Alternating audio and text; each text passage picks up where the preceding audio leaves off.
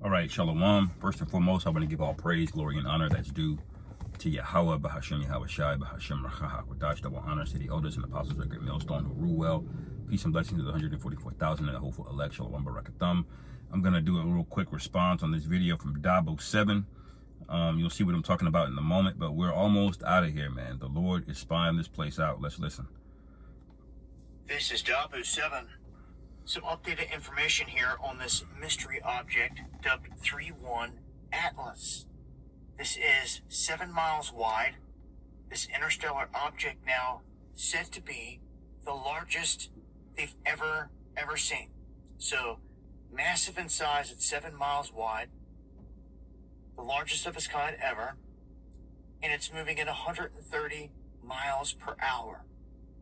So this thing is massive. It's moving faster than anything they've ever seen. It's larger than anything they've ever seen. And it comes on the tail of, well, it's missing a tail. Lucky. Comes on the tail of Oumuamua, and then Borisov, 2 other interstellar objects that came through. Borisov overlooked largely because of lockdowns and all the hysteria there. But Oumuamua, many people recall, we reported on this and the oddities of it. Its shape, it was long, cylindrical, it was metallic in nature. And then it picked up speed and lifted off as it took off out of here. And Oumuamua means scout. Scout's something that you send out ahead of the army to make sure everything's good ahead. And now we have this massive object heading our way. The trajectory of it is a bit odd. They say it's been ejected from an alien place, is what they keep saying, and that it's on a one-way trip through the area. But it's very odd that this thing is dropping down at almost a horizontal angle, and it's going to come through and it's going to pass right by Jupiter, Mars, Earth, and when it gets to its closest point, to be able to see it, it's actually going to be hiding behind the sun. The path is just anomalous, and it raises a lot of questions. There's a lot of questions on this thing, period.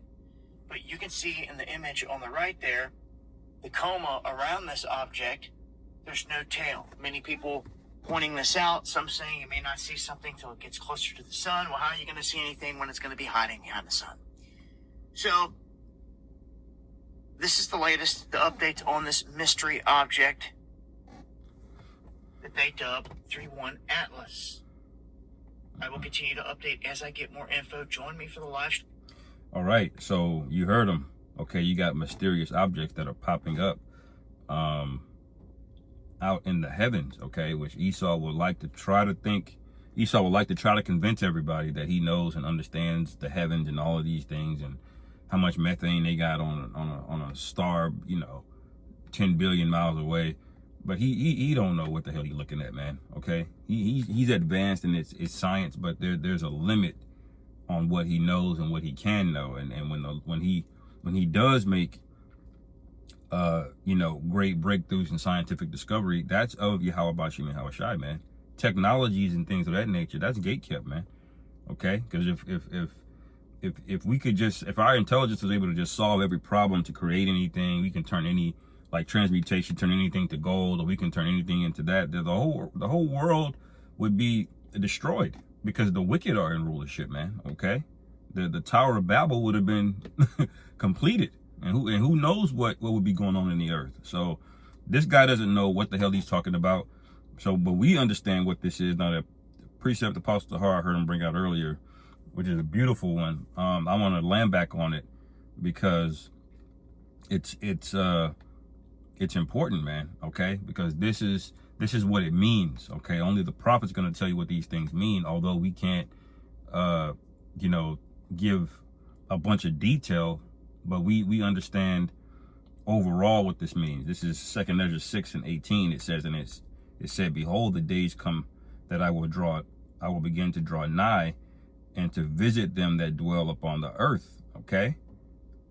All right. And how is the Most High going to visit them that dwell on the earth? Okay.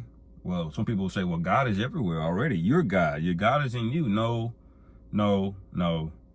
The Lord created things. He don't just do things himself. He created things, so he don't have to do nothing himself. Not that the Lord has to do anything. He could if he wanted to, but the Lord sets up order and he creates things for purposes. Okay, the angels have a purpose. We have a purpose.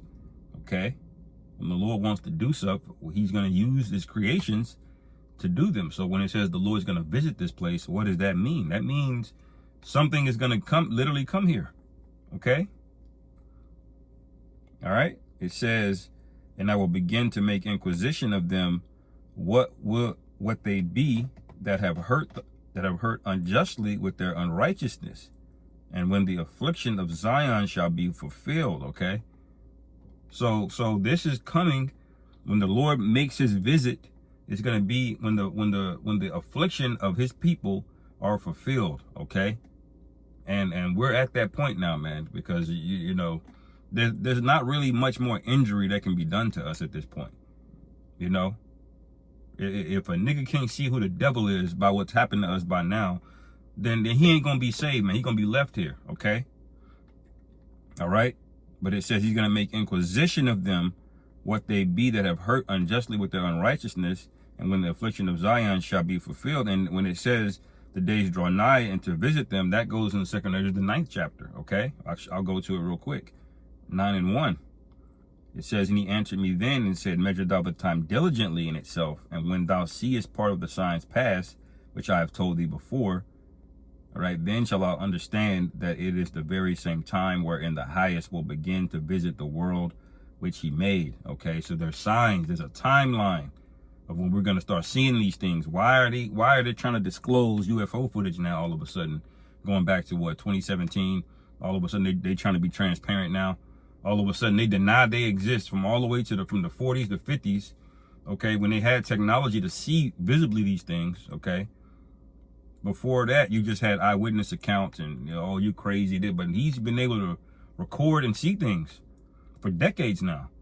Okay, but he's denied that they exist all the way up until recently. Why?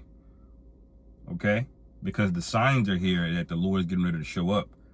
Okay, but if you go back, 2 Ezra 6. Okay, where was it? Salakia.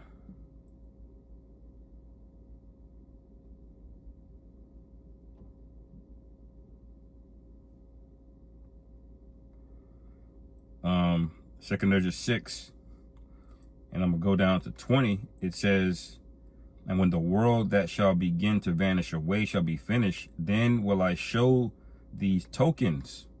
Okay, and the world has begun to vanish away, man, going back to the time of Abba Bivens. Okay, that's when this world started going down, its decline, and they're gonna fight like hell to try to keep it, but it's too late. Your days are appointed. The scriptures say your months are within him. They're appointed. Okay. It says, then will I show these tokens, and you got the tokens through the men of the Lord. Okay, it says the book shall be opened before the firmament, and they shall see all together. Okay, that means the whole world would see it. How's the whole world gonna see it? Through the internet. Okay, the internet wasn't going on when Abba Bivens and the One West churches got together and started preaching. Okay, but it is now. Okay, so you see the timeline, these things happen. Okay, and I wanted to go here in Psalm the 9th chapter. Okay, just going back a little further on that word inquisition. It says, sing praises to the Lord Yahweh, which dwelleth in Zion, declare among the people his doings, which we're doing. Verse 12, it says, and when he maketh inquisition for blood, he remembereth them, for he forgetteth not the cry of the humble.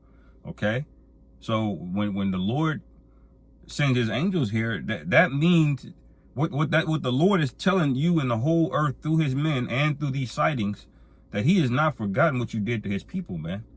Okay, he's making an inquisition for blood, because the scriptures say that the blood cannot be cleansed out of the land unless through the people who shed the blood.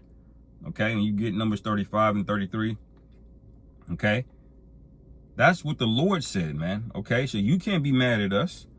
All right, last one. We bring this out all the time. Okay, Zechariah 5. It says, I turned Zechariah 5 and 1. Yeah, then I turned and lifted up mine eyes and looked, and behold, a flying roll. And he said unto me, what seest thou? And I answered, I see a flying roll. Okay.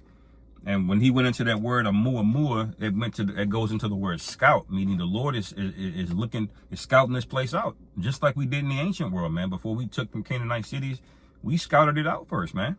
Okay.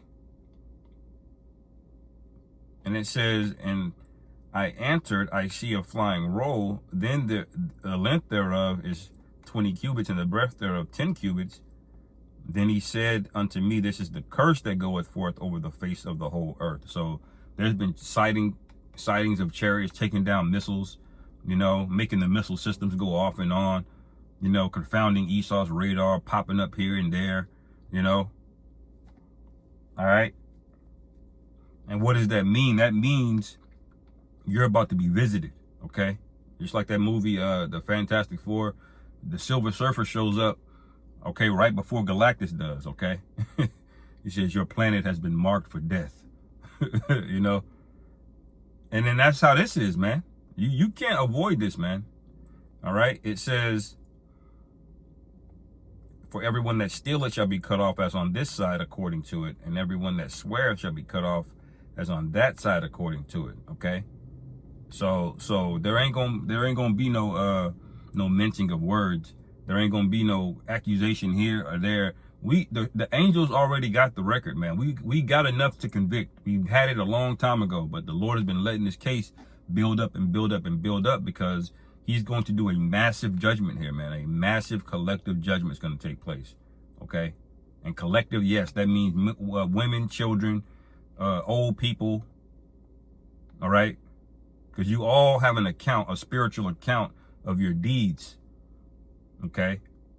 And everybody that's innocent, that thinks that they're innocent, well, the Lord's going to see if you're innocent. Okay. You can lie to us all you want,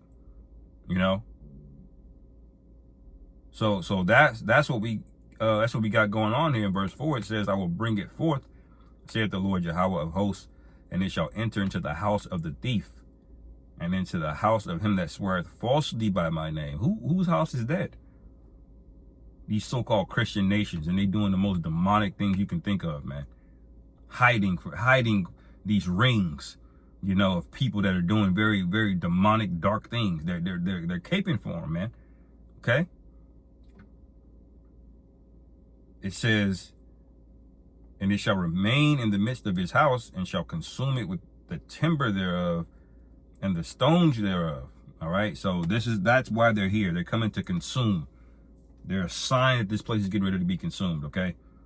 Anyway, I'm gonna end it there, man. Lord willing, this is edifying. Call Allah Yahweh Bashim Yahweh Shai Bahashim Rakhakwada Shalom. Kwam Yasharallah.